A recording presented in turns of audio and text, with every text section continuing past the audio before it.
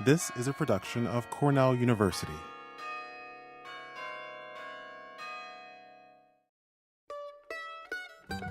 Welcome to Man Library's Chats in the Stacks Book Talk series.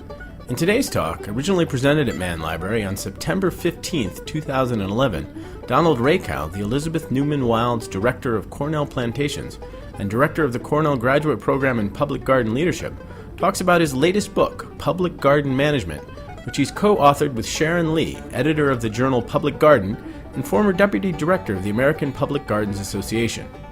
Rakow describes the diversity of public gardens that can be found in North America, their essential qualities, and the ways that public gardens are, now more than ever, playing a vital role in improving the quality of our lives and preserving biodiversity on our planet. Well, it's a real pleasure for me to be here and to have the opportunity to speak with all of you about what is certainly my favorite subject, public gardens. You know, when you write a book that is not a tell-all and is not a bodice ripper and, alas, is not much of a moneymaker, it's really gratifying when you get an opportunity to give a talk based on that book. But it's particularly gratifying for me to be giving a talk that commemorates the 10th anniversary of Chats in the Stacks. I actually attended Dave Wolf's first ever Chat in the Stacks lecture, which at that time truly was in the stacks. Right, Janet?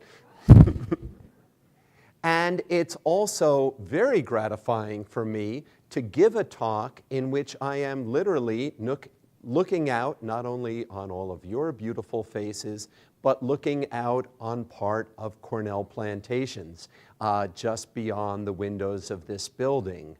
So I feel truly at home here and am very pleased to talk about why we need public gardens more than ever.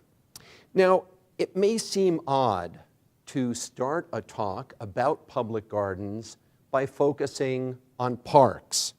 But I want to draw a distinction between these two entities and by doing so, help to define what is a public garden. Public parks are wonderful places to walk along trails, to view natural wonders, to engage in sports or recreation, or simply to reconnect with nature.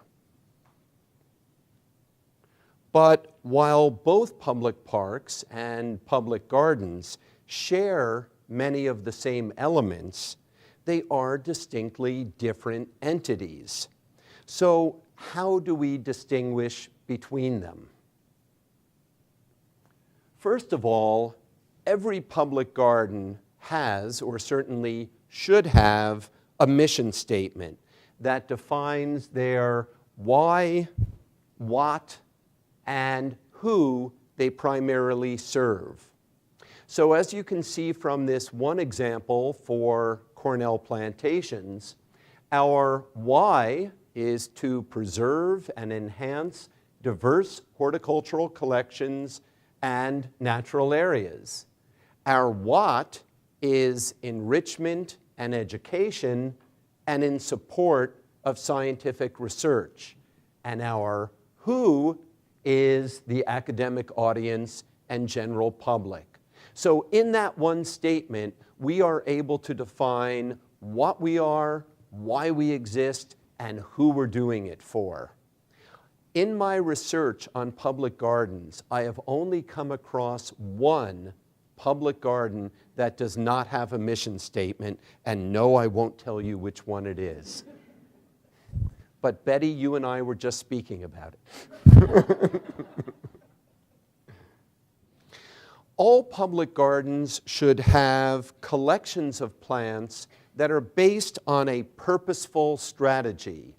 That is, not plants that are randomly planted simply because they look pretty, but plants that contribute to the overall collections philosophy of that institution. One form of a purposeful collection approach is a taxonomic approach.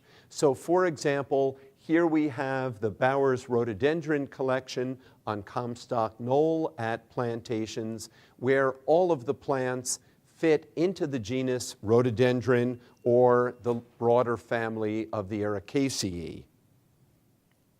A second type of purposeful collection approach is a thematic one. So here we see the Japanese garden in Portland, Oregon. The plants are not taxonomically related, but they're all related to the types of plants that are traditionally used in the creation of Japanese gardens.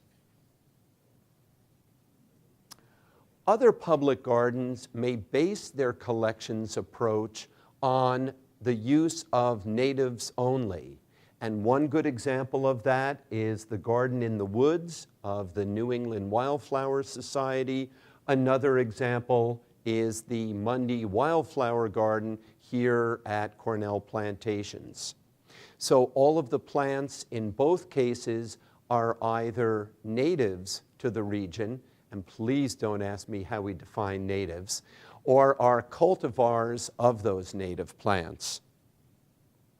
Now here's another really important distinction between public gardens and public parks. All public gardens must have strategies in place for managing their collections of plants and an approach to accessioning and deaccessioning the plants in their collections. Because after all, the plants in a public garden are the museum objects, just as the paintings and sculptures are the museum objects in an art museum. Today, most public gardens use an electronic database to manage their accessions, like BGBase, which is the most popular program. Other people use Excel programs, but such databases provide information on the individual taxa, the individual plants in the collection, as well as their origins, their Latin and common names, their location in the garden, and their condition. I remember when I first became involved with public gardens, the accessions would be kept on little file cards in metal boxes. We've moved beyond that. Also, to be successful, a public garden, must have very highly trained and specialized staff. So whether it is an arborist taking down a dead tree, as you see here on the left, or an IPM specialist scouting in a greenhouse for whiteflies, public gardens must have the staff who will manage those collections as museum objects and in the manner that is most appropriate for their care. In addition, a public garden must be public.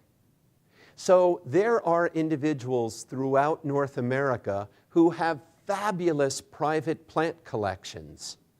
But if those collections, if those properties are not regularly made open to the public, they are not public gardens.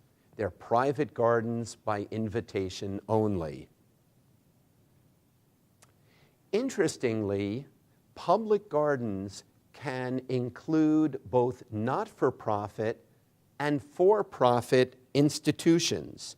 So while most public gardens are in fact not-for-profits, we also have institutions like Hershey Gardens, which is heavily supported by the Hershey chocolate fortune, and Bellagio Resort. Now, who would think that a major Las Vegas resort would be a public garden? But it meets the criteria that I've outlined. It has purposeful collections of plants. Those plants are accessioned and recorded and properly kept. It has highly trained staff, in fact, over 200 horticulturists on staff. So we are not able to discount a Bellagio garden or a Busch Gardens or even a Disney World, believe it or not. So one more distinction is that many public gardens contain gardens and natural areas or preserves, but a public garden may not have only natural areas or preserves and no gardens. So a nature center is not a public garden. Next, I would like to talk about the types of public gardens. And there are a number of broad categories that define the types of public gardens in our field. The first of these are botanical gardens. Botanical gardens typically contain a wide variety of both herbaceous and woody plants. They will typically have varied educational offerings for audiences of different ages, and they will often, in many, many cases, have research programs that are focused on the development of new plant varieties, or on conservation, on ecology, or on basic science. In contrast to botanical gardens are arboreta. An arboretum is a type of public garden that focuses specifically on the display, evaluation, and care of woody plants, particularly trees and shrubs. Because many arboreta have large, open expanses, publics may be inclined to treat such institutions as large parks with pretty trees, and to use them for picnicking, frisbee, ultimate frisbee.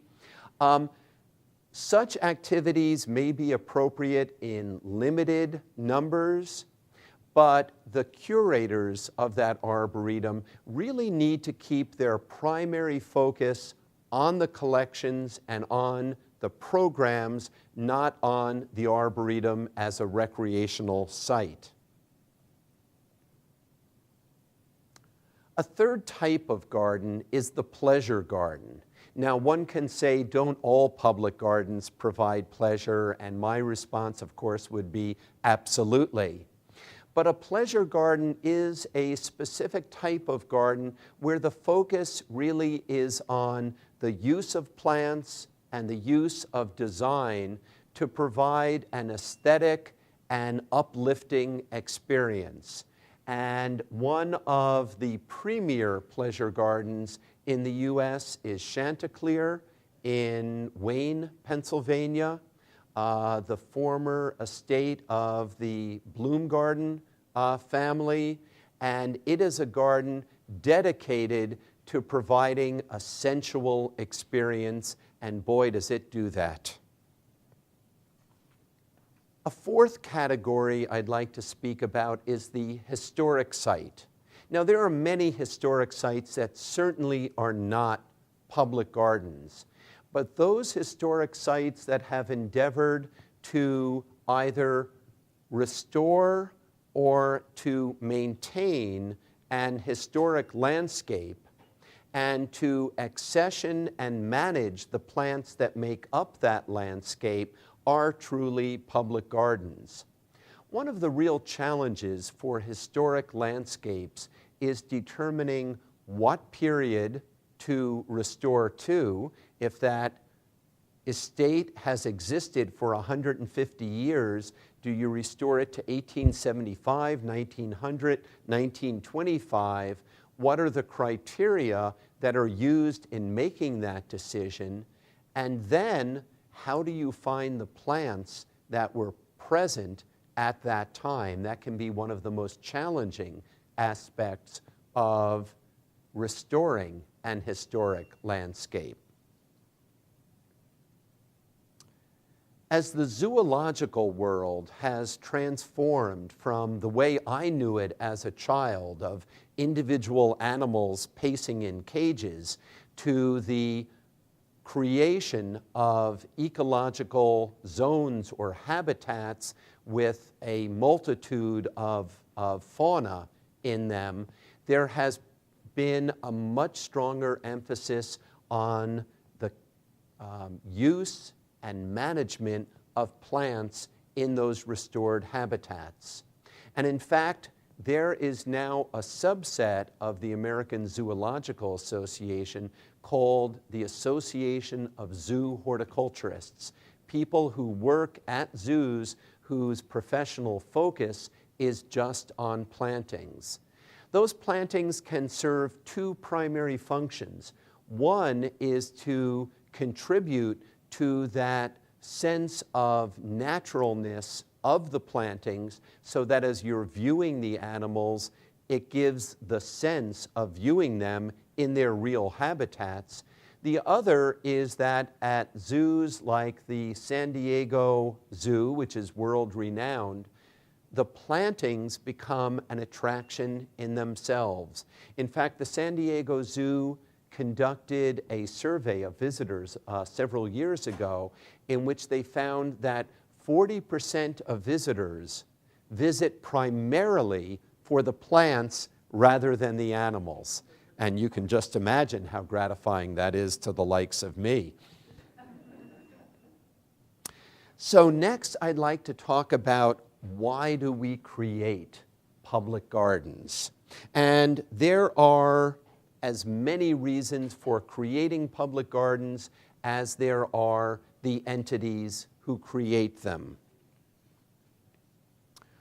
One reason to create a public garden is when a municipality is focused on a particular neighborhood or area in their city or town and views the public garden as having the potential of improving the surroundings around that garden. And I'm going to see if I can use this as a laser pointer. And I suspect the answer is no.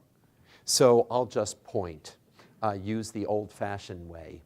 This is the neighborhood around the Garfield Park Conservatory, and in the lower right you can see an inset of how that conservatory looks today. About 10 years ago, the city of Chicago was disturbed about the degraded conditions of the neighborhood around Garfield Park and decided that by restoring the conservatory and its associated gardens, there could be a ripple effect into that neighborhood. And in fact, that is exactly what has happened. In the neighborhood around Garfield Park Conservatory, crime has been decreased, vacancy has been decreased, drug and alcohol abuse has been decreased. So simply by making the garden and conservatory a major attraction, it has helped to bring up that entire neighborhood and is often used by the city of Chicago as an example of green renovation. And the former mayor of Chicago, say what else you might about him, Richard Daley, was a tremendous proponent of green infrastructure.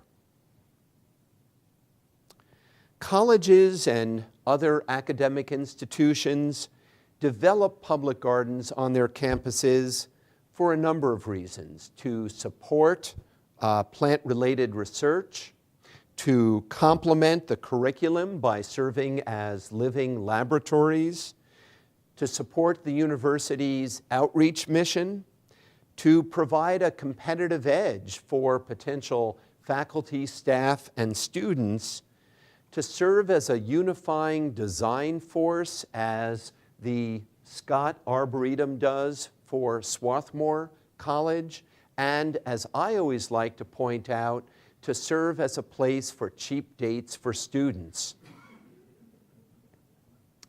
Now, for many colleges and universities, their public garden is unfortunately a considerable distance away from the central campus, as the beautiful Minnesota Landscape Arboretum up in Chanhassen is about 20 miles from Minneapolis, where the main campus of the University of Minnesota is located. As I've already pointed out, I'm looking at Cornell plantations, so we have the distinct advantage of having our botanical garden, arboretum, many of our natural areas immediately adjacent to campus. Not-for-profit organizations or visionary individuals also create public gardens for a number of reasons. One is to provide a botanical locus, an actual physical location for organizations to help them carry out their mission. In the upper left, you see the spectacular Chicago Botanic Garden. The Chicago Horticultural Society was established back in the 1890s, but they existed just in a building until the 1970s, when they opened the Chicago Botanic Garden on a series of islands in North Chicago. Now they have an incredible location in which they're able to truly fulfill their horticultural mission. Individuals also create public gardens to carry out their personal mission or passion. Pierre S. DuPont in 1906 purchased the property that became Longwood Gardens. Initially, as I teach my students, DuPont purchased and developed that property for incredibly egotistical reasons. He wanted it to put on lavish parties with musicians and dancing girls and tableaux vivants, but the reactions that he got from his various guests to the developing Longwood Gardens were so positive that DuPont eventually recognized that an even greater calling would be to create this as a public garden. And now we know Longwood Gardens as the premier display garden in the US. And those of us who were able to attend the American Public Gardens Association conference this past summer and attend the dinner and gala at Longwood Gardens felt like we were being feted just like back in Pierre's day. So the impetus of individuals to create public gardens is not always as egotistical or as money-based as it was for Pierre S. DuPont. Sometimes it is to bring out more of an educational or research mission. And in 1927, Susanna Bixby Bryant, who was a passionate student of the flora of Southern California, created Rancho Santa Ana Botanical Garden as a site for research and study of the native xeric flora of that region. And Rancho Santa Ana now has very close association with the Claremont colleges and actually provides or serves as a site for much of the graduate education at the Claremont colleges. I'd like to now turn our attention to some of the significant trends that exist in public gardens today. Public gardens are actively involved with reaching beyond our traditional audiences through our programs, collections, and outreach. Today's public garden has become a center for art, for conservation, for research, for outreach, and in fact, for healing. In this next section, I'd like to delve into some of the ways in which public gardens are remaining relevant to their audiences by truly responding to the needs of their publics. It should not come as a surprise to anyone in this audience that globally we are facing a major crisis in plant diversity loss. By 2050, we could lose or be on the verge of losing 1/3 of all known plant species based on research done by the esteemed Dr. Peter Raven from the Missouri Botanical Garden. Public gardens are addressing this threat to biodiversity through organizations such as the Center for Plant Conservation. This is a consortium of 36 public gardens, including Cornell plantations, that are dedicated to maintaining extant populations of rare and endangered species of their regions. Each of the participant gardens in the CPC is assigned one or more species that they are specifically responsible for managing. In the case of plantations, it is the species Trollius laxus that we looked at in the previous slide. We manage our populations of Trollius laxus by harvesting seed from the extant plants each year, germinating those seeds in our greenhouses, growing on the seedlings, and then setting those seedlings back out into their native sites the following year. CPC also provides a tremendous amount of education and limited financial support to the institutions that are part of the CPC network. A more global network is Botanical Gardens Conservation International.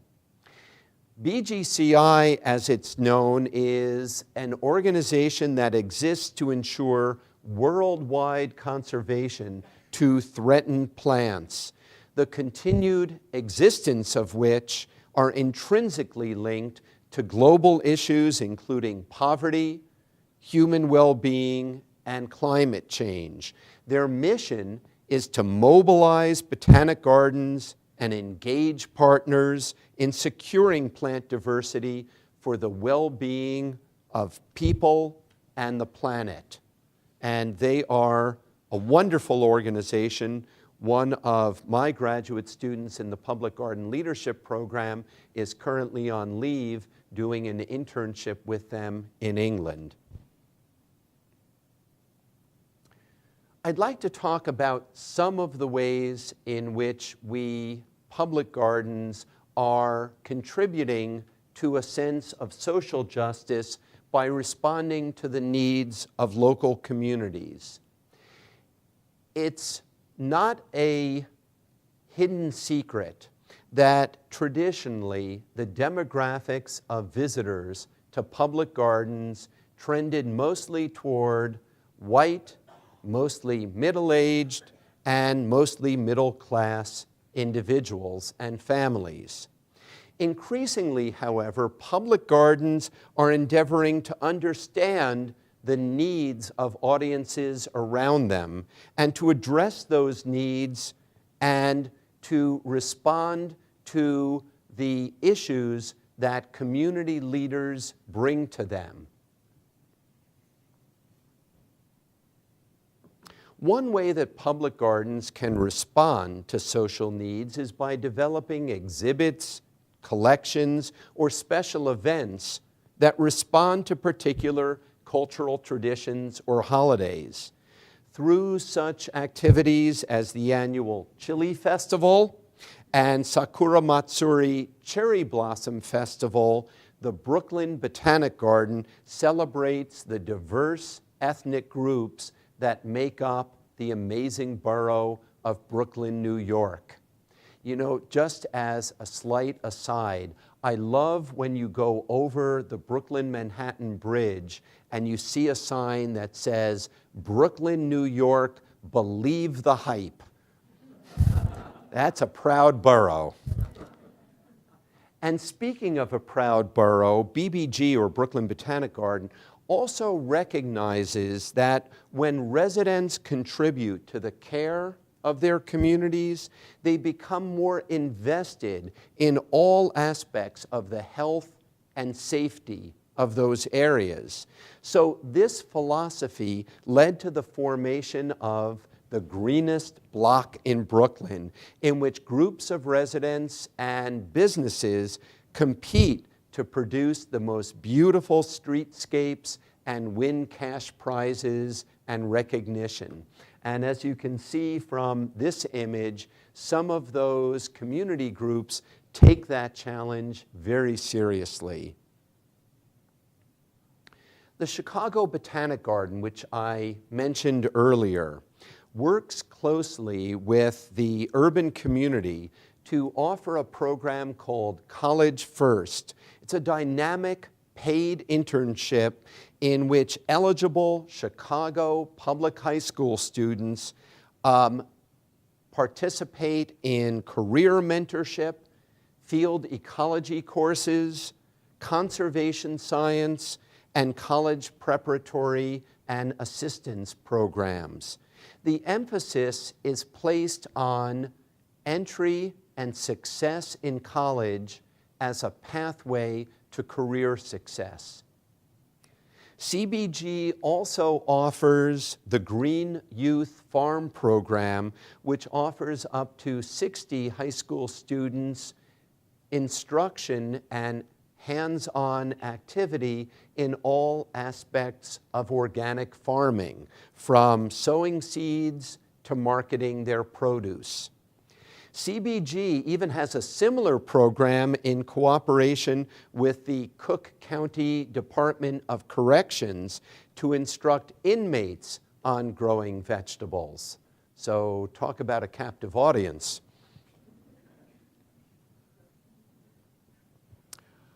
A wonderfully authentic example of celebrating a native culture is the First Nations garden at the Montreal Botanical Garden.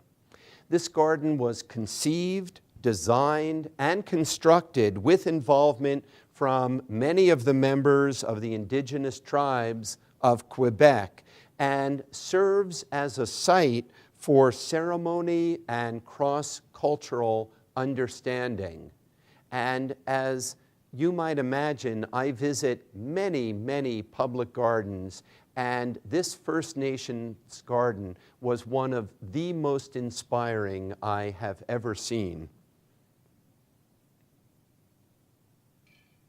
It's important that all visitors to a public garden feel welcome as soon as they enter that garden. Now, one way to accomplish this is to translate wayfinding and interpretive signs into the prevalent language or languages of the local community, as the Queens Botanical Garden has done with their touchscreen kiosk. And I don't know if you can see, but that is in Spanish, and with much of their signage, and this is in Korean, and the Flushing neighborhood around the Queens Botanical Garden has a very large Korean population. In fact, Queens, New York has more ethnic groups in it than any other county in the country. So Queens Botanical Garden has responded to that diversity by celebrating it and by making every effort possible to make their visitors feel welcome.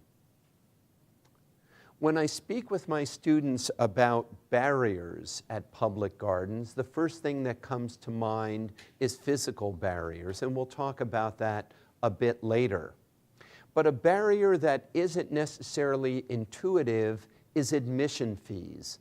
And many public gardens, in order to maintain their programs and collections, charge a pretty substantial admission fee.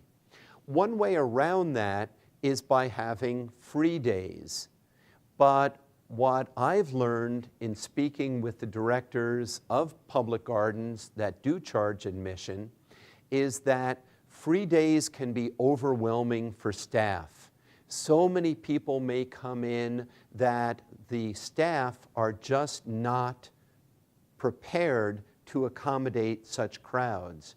So what many public gardens now do is hand out free day admission passes through area churches, schools, and WIC sites. Moving now from social justice issues that are on more of the local or regional level to national concerns.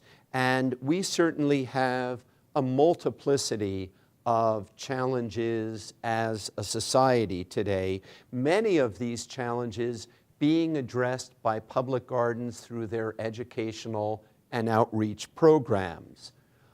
One of these challenges has to do with sustainability. Now that is a much used, perhaps overused term, and there are many different ways of thinking about sustainability. But one definition that most people will agree to is from the 1991 Brundtland Commission, which defined sustainability as development that meets the need of one generation without compromising the ability of future generations to meet their needs.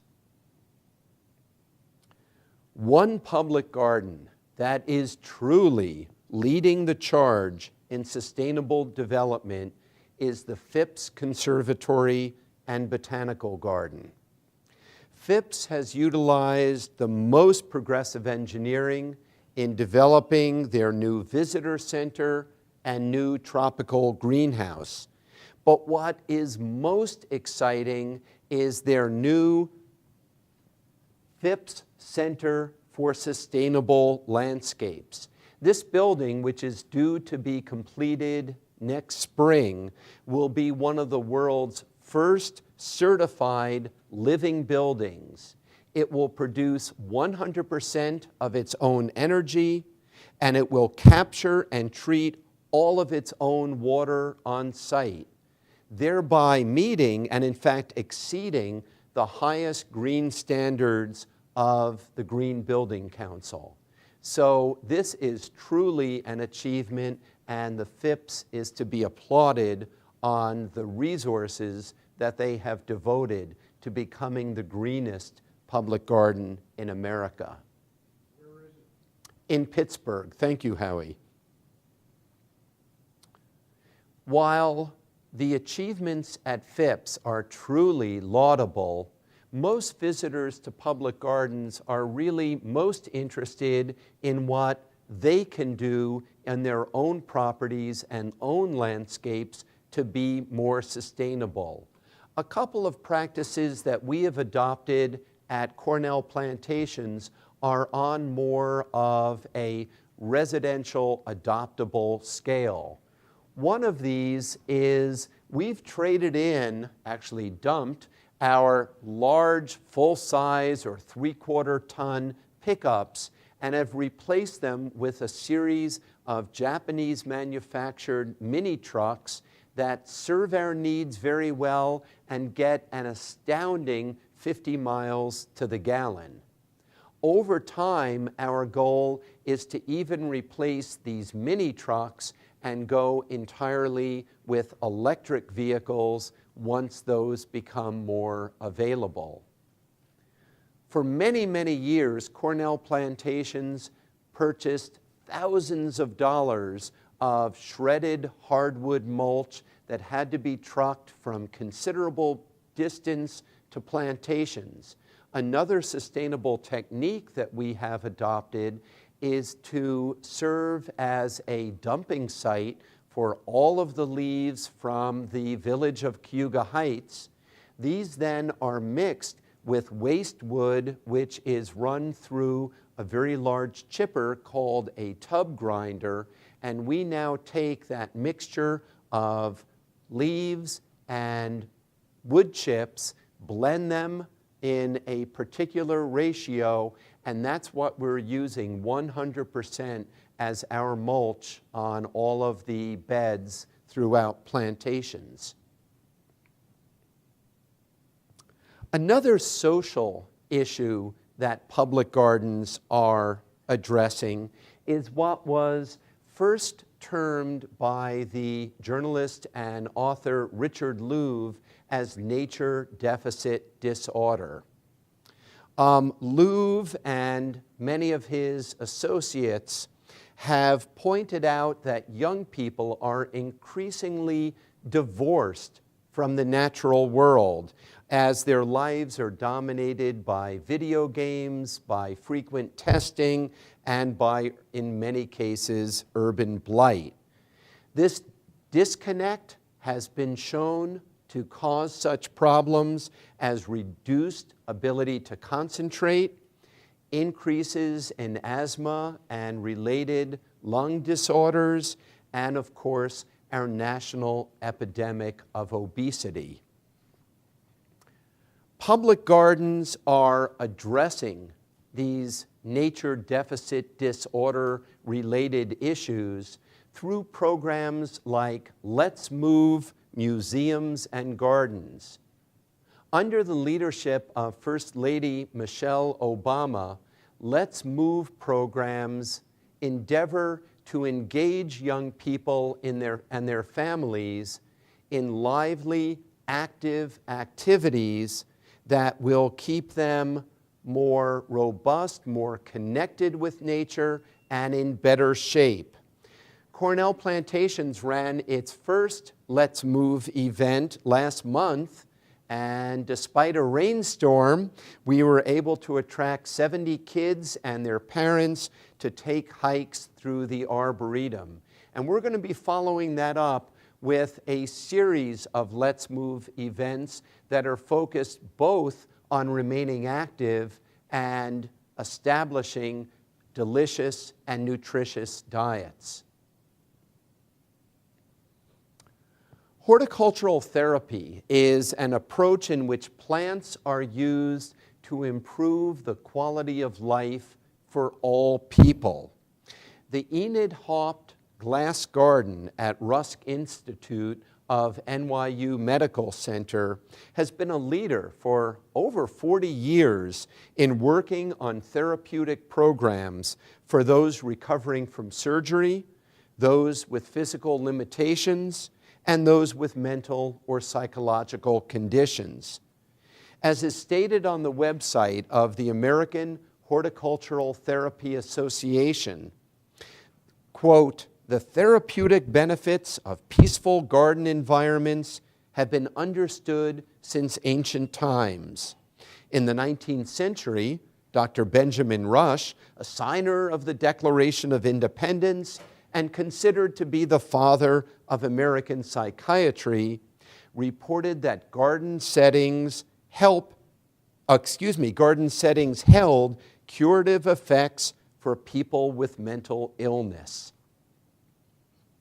Well, ultimately, public gardens are places that visitors, regardless of their age, their ethnicity, or even their abilities, can delight in the beauty of nature and the remarkable ways in which we humans can work with plants.